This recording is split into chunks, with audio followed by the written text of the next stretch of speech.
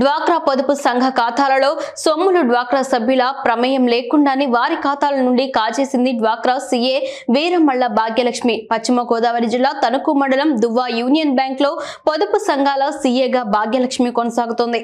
గత 6 మాసాలుగా తన అధీనంలో ఉన్న 45 పొదుపు సంఘాల నుండి గ్రూపు సభ్యుల పేరిట నకిలీ సంతకాలు పెట్టి సుమారు 75 లక్షల వరకు ఖాతాల నుండి విత్డ్రా చేసినట్లు ఆరోపణలు వెల్లువెత్తాయి. బ్యాంకు వద్ద 45 గ్రూపులకు చెందిన 500 మంది మహిళలు బ్యాంకు సిబ్బందితో వాగ్వాదానికి దిగడంతో ఉద్రిక్తత వాతావరణం చెలరేగింది. బ్యాంకు అధికారుల ప్రమేయం లేకుండా భాగ్యలక్ష్మి ఖాతాల్లో సొమ్ములు ఎలా కాజేస్తుందంటూ బ్యాంకు వద్ద టెంట్లు వేసి నిరసన వ్యక్తం చేశారు. అయితే భాగ్యలక్ష్మి ఖాతాలలో సొమ్ములు వాడుకున్నట్లు స్వంతంగా హామీ పత్రాలు వ్రాసిందని, తిరిగి ఖాతాలలో జమ చేస్తానని చెప్పి హాస్పిటల్కి వెళ్తున్నట్లు చెప్పి కనిపించకపోవడంతో వివాదం కాస్త పెద్దదైంది. విషయం తెలుసుకున్న టీడీపీ మాజీ ఎమ్మెల్యే ఆరిమిల్లి రాధాకృష్ణ రాష్ట్ర పౌర సరఫరాల శాఖ మంత్రి బ్యాంకు వద్దకు చేరుకుని డ్వాక్రా సభ్యులకు న్యాయం చేస్తామని హామీ ఇచ్చారు. ఇక్కడ మంత్రి గారు అటువంటి ఆయన కింద స్థాయిలో ఎవరికి భయం లేదు, ఎవడ దోచేసుకున్నా పర్లేదు. ఈ దువ్వ గ్రామంలో గత 5 సంవత్సరాల్లో ఈ దువ్వ గ్రామంలో గత 5 సంవత్సరాల్లో ఎంత దోపిడీ జరిగిందనేది మీరు అందరూ కూడా ఒకసారి ఆలోచన చేయాలి. ఈ డ్వాక్రా కాకుండా రైతు భరోసా కేంద్రంలో కూడా ఉద్యోగం అంట. అంటే వాళ్ళందరూ గూడు పుటాని చేసి ఇదంతా చేస్తున్నారని అనుమానం నాకైతే. రైతు భరోసా కేంద్రంలో ఒక స్కాము, సొసైటీలో ఇంకో స్కాము. సొసైటీలో వీళ్ళు అక్కడ సొసైటీ అధ్యక్షులు గారు ఒక సంఘాన్ని పెట్టాడు, సొసైటీ కాకుండా ఇంకో సంఘం. దాని నుంచి ధాన్యం తోలేటు కమిషన్లో ఇవన్నీ కూడా ఆ డబ్బులు ఎక్కడికి వెళ్తున్నాయో తెలదు. శ్రీకృష్ణ కమిటీ అంట.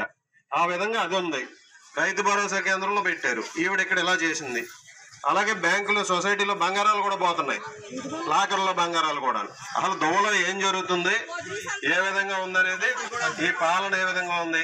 పంచాయతీలో పన్ను కట్టించుకుంటే 9 లక్షలు వేసిపోయినాయి అంట. ఇప్పుడు దాకా దానికి అతి గతి లేదు, సమాధానం చెప్పేవాళ్ళు.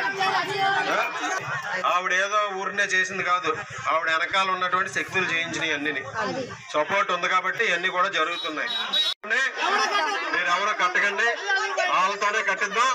లేకపోతే దీని ప్రభుత్వం మళ్ళీ 2 నెలల్లో తెలుగుదేశం వస్తుంది, దాని మీద చర్యలు తీసుకుని ఎంక్వైరీ తీసుకుని వాళ్ళు చర్యలు తీసుకోకపోతే చర్యలు తీసుకునే విధంగా చేస్తున్నాం. ఈరోజు దీని వెనకాల ఎవరున్నారో బయటకు లాగుతాం దీని వెనకాల.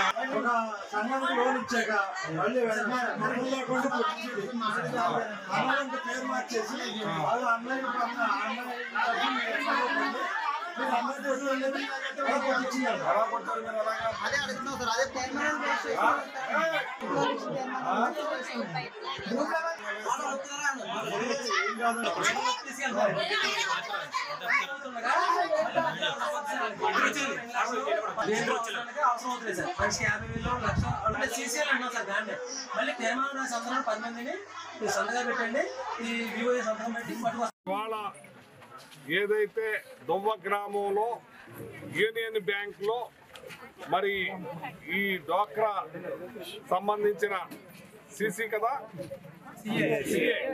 సిఏ భాగ్యలక్ష్మి అనే ఆవిడి అమాయకమైన మహిళల దగ్గర అన్యాయంగా ఆమె అకౌంట్ల నుంచి ట్రాన్స్ఫర్ చేసి ఎంత డబ్బు అనేది ఇప్పుడు తేలాలి, ₹1 కోటి దాకా అంటున్నారు.